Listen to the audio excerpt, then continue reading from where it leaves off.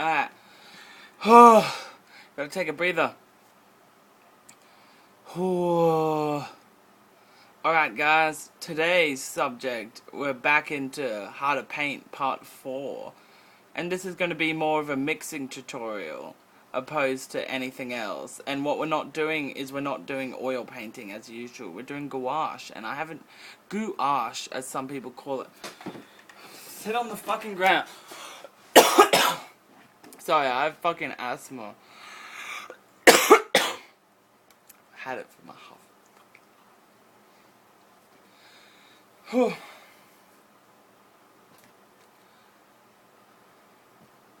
So right, friends of the community, what we're doing this afternoon, this evening, as it is fucking 11 o'clock, so we'll call it this evening. I was not up until this afternoon, so it's more the afternoon for me.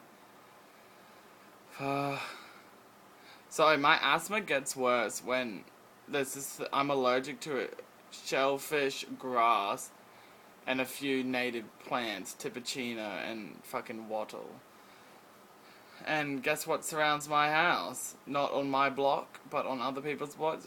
Tipicinas and fucking wattle trees. And right now I'm dying because it's been raining for fucking 4 days straight.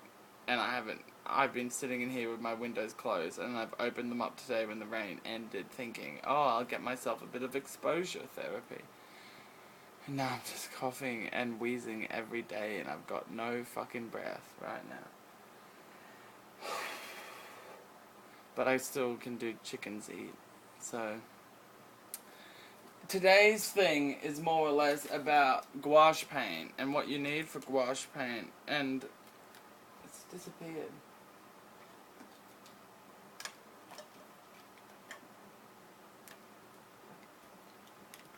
Hang on. What you would really need, and which is what I would recommend as a unprofessional artist, is you need 2 types of yellow. A yellow, a mixing yellow, and an orange yellow. Mixing yellow, orange yellow, orange yellow, mixing yellow. And these are Artist Spectrum brand versions. And they're pretty good. And what you definitely need is a white. And this is a Winsor & Newton white. And I think it's a zinc white. No, it's a permanent white. Fuck them. It's a permanent white. Don't trust Winsor & Newton, guys. Like, they're good, but they're also fucking capitalist scum. So, you'll also need a blue and a red. And when you get the blue and the red together, you need to have your 2 yellows opposite side. And you can tell I've actually used these tubes because the yellow's covered in its own crap. Alongside a white. With these 4, you are set. Even with a light yellow, you are set because you can always red it up. Put red in it to make it stronger, but I prefer using one for highlighting, the lighter yellow, which I haven't used in the current painting, and then a darker one for the shades, if that makes sense. Light, Naples yellow, and yellow deep. So yellow deep is the deepest yellow you can get, which is pretty much... Yellow deep means it's not orange, but it's still yellow, so you can mix it. Like, so when they say yellow deep, they mean you can't do it further. Like, this is as strong a yellow you get. But Naples yellow is also as strong as yellow as you can get, but it's more closer to white. See? Hang on. You guys aren't stupid. You see how these are different? Ones like that. Hang on. Let me get the spectrum up for you guys, just in case you I know everyone understands, but just in case. Do you see that? Do you see what I mean? Highlight yellow, strong yellow to mix down with white, highlights, and then halfway to red. And this is not even a full red. Oh, actually, it's a cadmium red. And if you don't know what cadmium is, it's a rock. And, of course, ultramarine, I thought this was Prussian blue, so I was going to say Prussia is definitely not a rock, but ultramarine, somewhat of a rock. I don't know. I just think, what's that movie show with the girls who turn into dolphins? That's what I think when I see this. Just fucking... Actually, they don't turn into dolphins. They turn into mermaids. Same shit, guys. Same shit. Looks like I've got a thing on me, a beard thingy developing, but it's not. It's actually the weird light, and it's probably charcoal all over me because I've been scrubbing myself, drawing and everything. No, it's still appearing. Alright. Most importantly, white. And the other thing you will need, which I have not been doing the whole time in specific order, is... Hang on, I'm in the boxes, so give me a minute. Okay.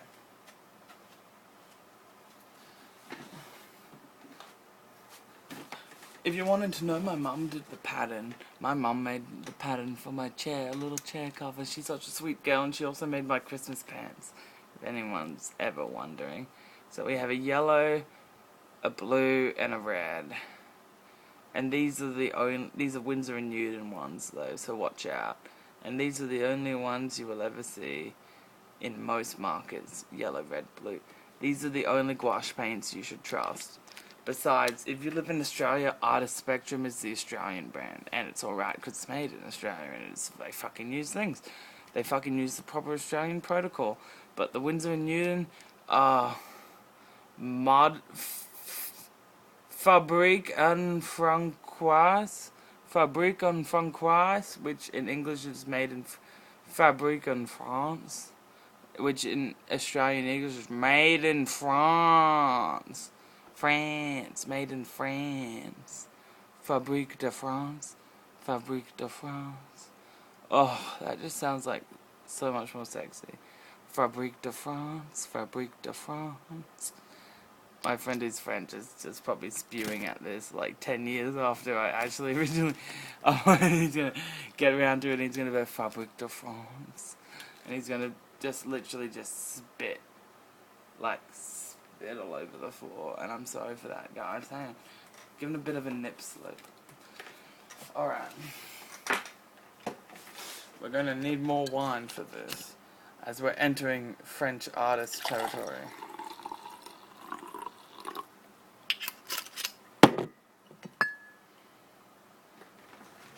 Here we are. Oop, my chair.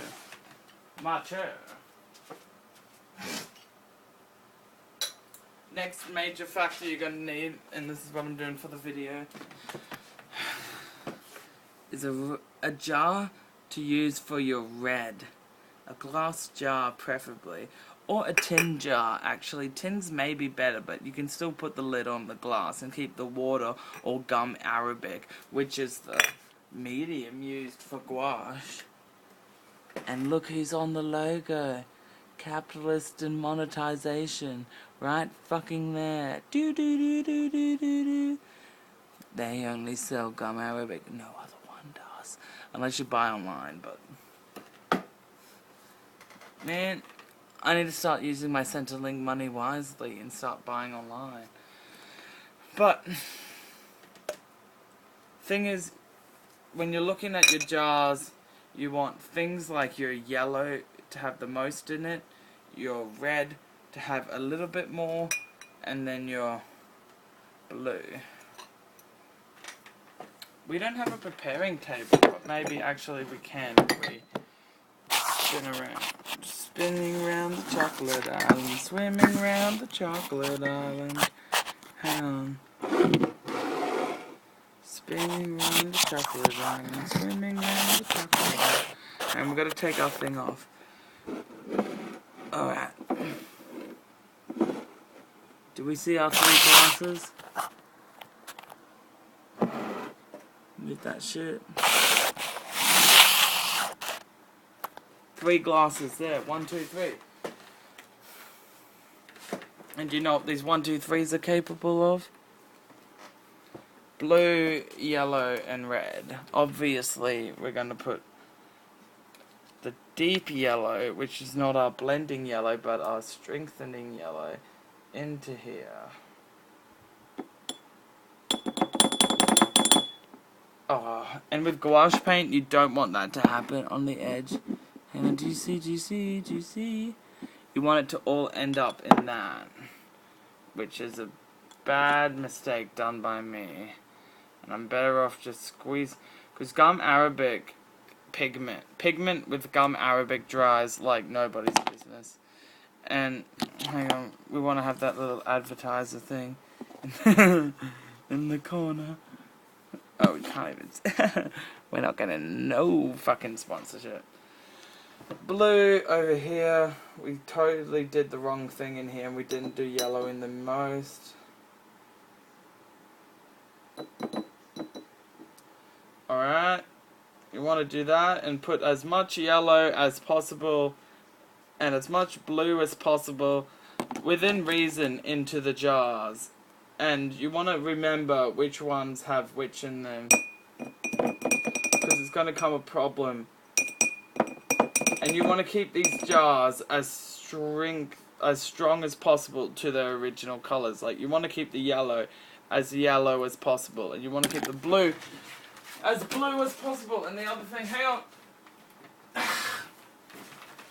What I really forgot to say is you need a glass for white.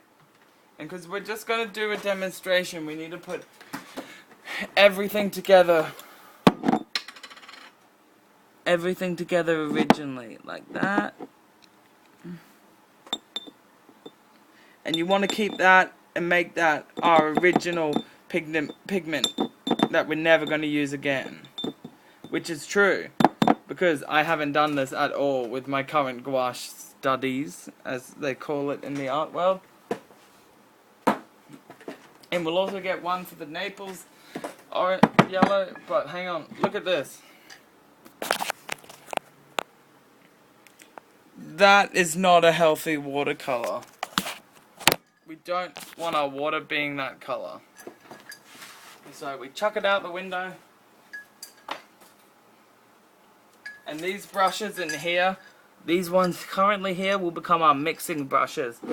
And we are fine to mix them with this, which is fresh water in, and now it's a murky version of that. You should be coloring it out by washing it and then getting the color out, but for this demonstration we don't really give two stuffs. So we have our mixing colors here with our mixing brushes over here. Hang on, guys.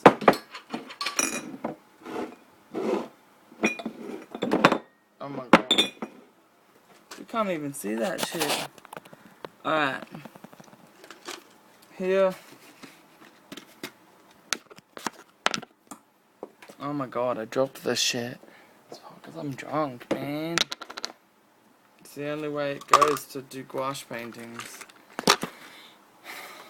The thing is, most people... Hang on, before we get into this. This is my brush here. The brown one, we've got to remember that.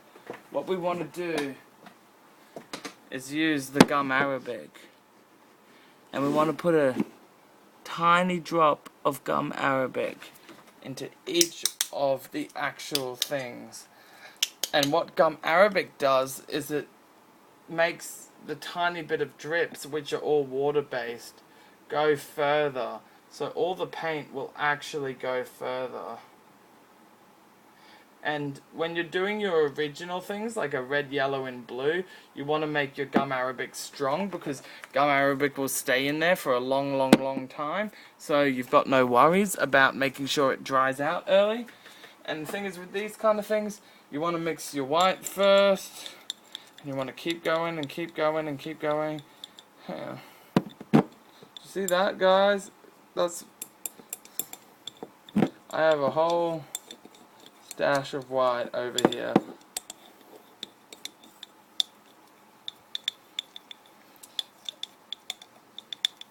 And you want to use this, keep the water off for now, keep the water for when you're blending, and make the shapes around the edges always filled with the original pigment.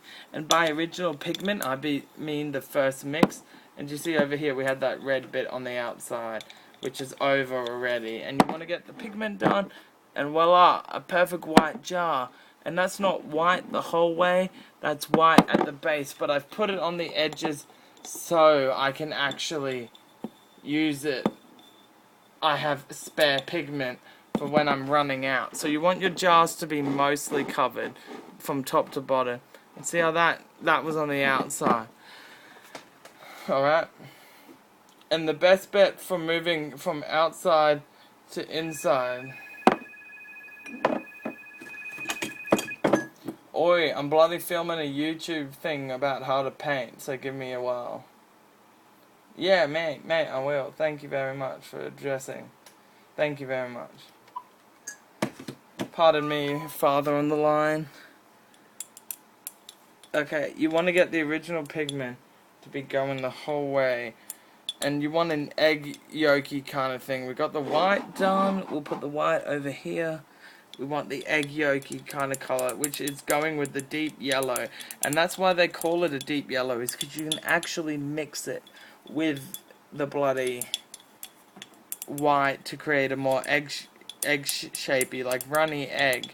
And that's why people prefer it to Naples yellow, and Naples yellow is more of an editing kind of yellow. And see how we have this the whole most of the way up. And you want to get these bits here.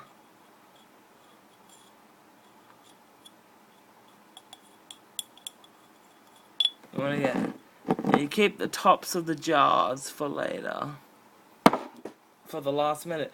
See how I'm going to use the yellow thing, the yellow into the red here, because the yellow here is only gum arabic. The red here is only gum arabic, and we want to mix it as well as we can together. And we want to do things like this, split it up the thing, split it down the side.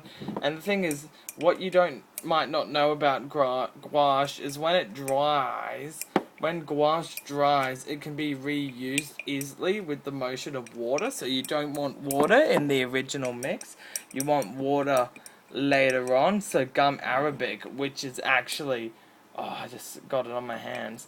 Gum arabic is probably 30-40% of this actual pigment from the bloody thingo, from the tube. It's probably 40%, 50% gum arabic. So you just use more gum arabic to make more. Do you see how that's red, yellow, white? Red, yellow, white. And the thing is, don't be afraid to mix your blue with a tiny bit of red. It will just make it more midnight, and so that's more purpley. And the thing is, you're better off with a strong red and blue purple. As like most people say, you want to do a purple and yellow to get a proper black, but you want a proper purple, which is still blue, before you actually reach the stage that you need to use proper black. Because I tell myself I don't need proper black 99% of the time. Like, why should I use proper black when purple does the exact same result? Like, I don't know. So this is not purple either, this is still blue. Seems stupid, you can't tell on the thing, but it's still pretty much blue. So, mixing red, yellow, purple, blue. Do you see? White, red, yellow, red, blue. Whew! What a struggle to actually mix shit. Move these down here. And what I have down here is what I call mixing palettes. And you need some of these, which are Chinese takeaway containers. This is a strong purple one, and this is a rigid yet green going on yellow. More stronger yellow than anything else. And things I would recommend are like the things that you get chicken eggs in. I don't have chickens, hang on, I do have chickens, I don't buy eggs, but my neighbors give me their things for painting in. And I have a whole bunch more of them. These are good.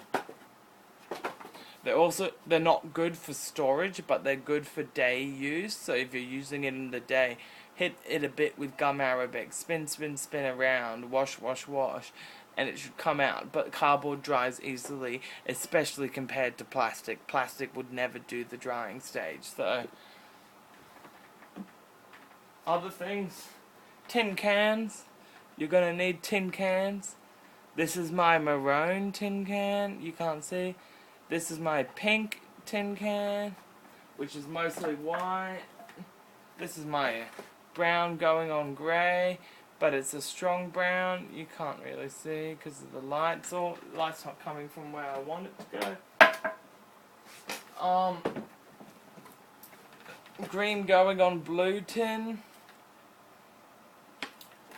You need all the mixes. You need your original colours plus the mixes. And that's the problem I've encountered. Is I never kept my original colours clean. I let them become the mixes. And then I use the mixing trays later on, if that makes sense. Here we are with my water, which was actually a pot given to me by my best friend altogether. My best friend altogether gave me this. And I'm happy. He made it on the wheel in pottery class. And I'm happy. It's a good pot. And I'm happy he gave it to me because he didn't have to. Alright, guys.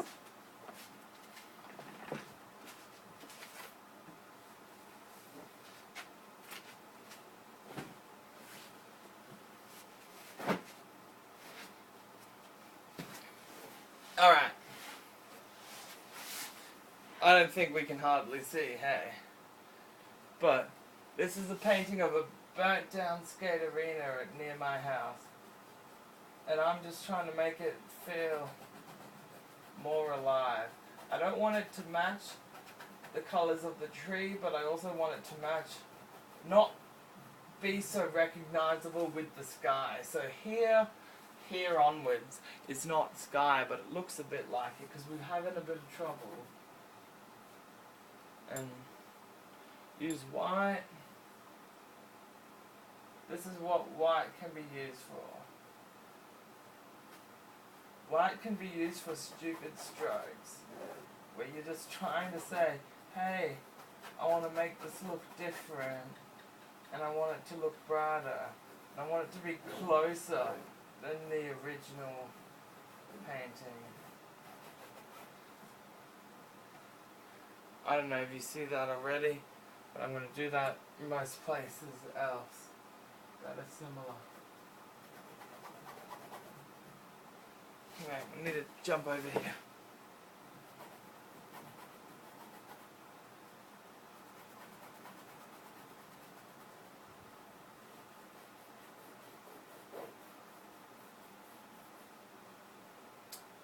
Alright guys, you see that? I don't think you can.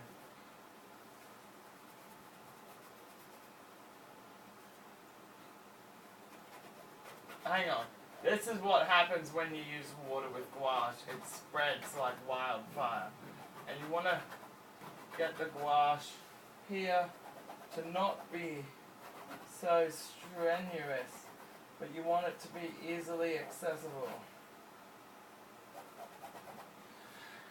And if you're not from the Brisbane area, you wouldn't, or even west side, inner west, you wouldn't understand what the burnt down skate arena was. And when I was about 6, 7, 5, 6 actually, I would have been 5. It happened in 2003, and I was born in 98. Youngie, but I remember when it happened because I was down the Gold Coast with my father, and my mum and my sister were getting the train down separately, so it was all like me and dad went down earlier and they didn't go down as early because my mum was working, and mum was like, oh, you can take him down in the car with you and I'll take Jessica down in the train as an experience or whatever.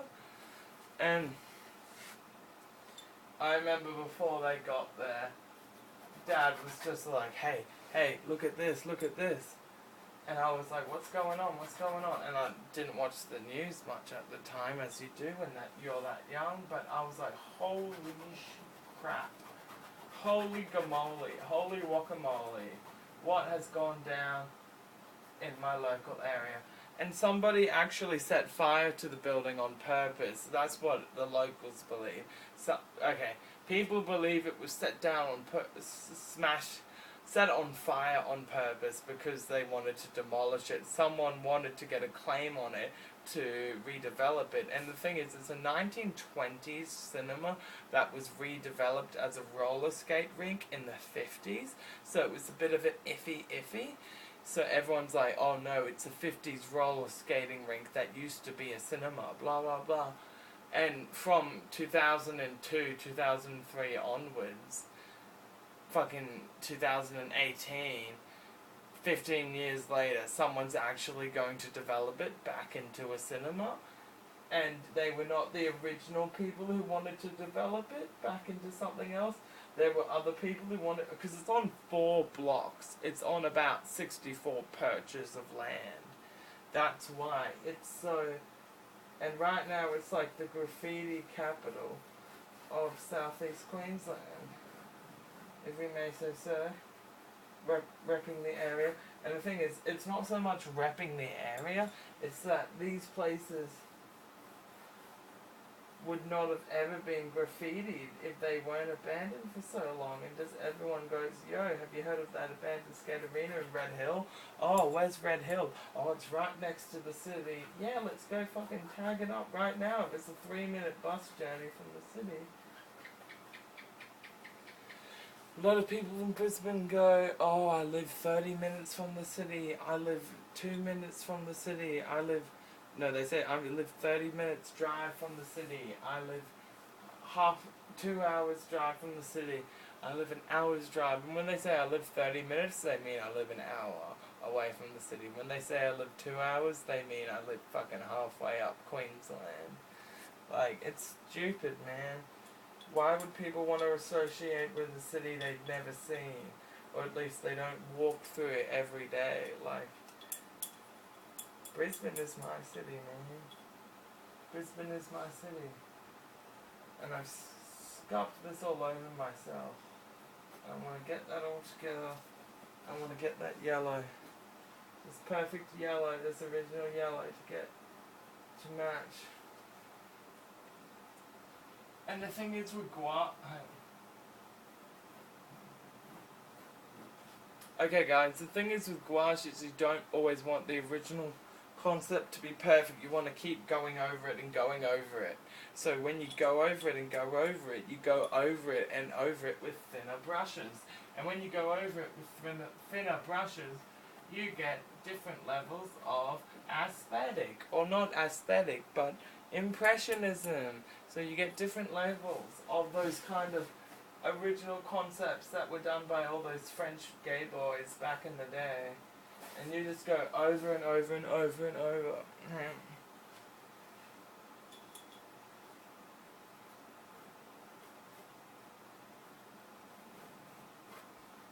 I don't know if you can tell the difference. But this is the top side. This is the underneath. And what my main goal in this thing is to get the underside to look like him. This is when you start using your mixing brushes. You want to get that? Want to get that yellow?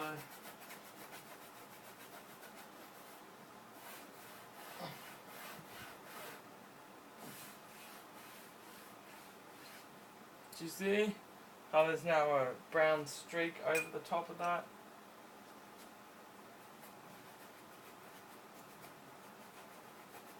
You'll see with the red what I'm talking about. I should have done the red first, but what you're also going to need is a tissue collection, which is mostly available in any male member of the teenage group house's room or whatever the fuck. And you get those tissues available and you go like that.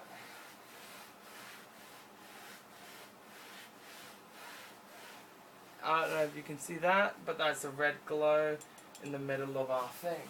And you mix that up with that, and you mix it harder with these, and you mix it, and you mix it, and you mix it. And this becomes the standard for these whole bits.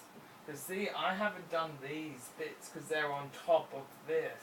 I've done these back roller rings, but we're going to cover them in graffiti. And down here covered in graffiti, over here covered in graffiti. But even things like, I don't know if you can see that tiny mark down there, that's going to be kept. And you want to get these over here. You want to get little bits everywhere.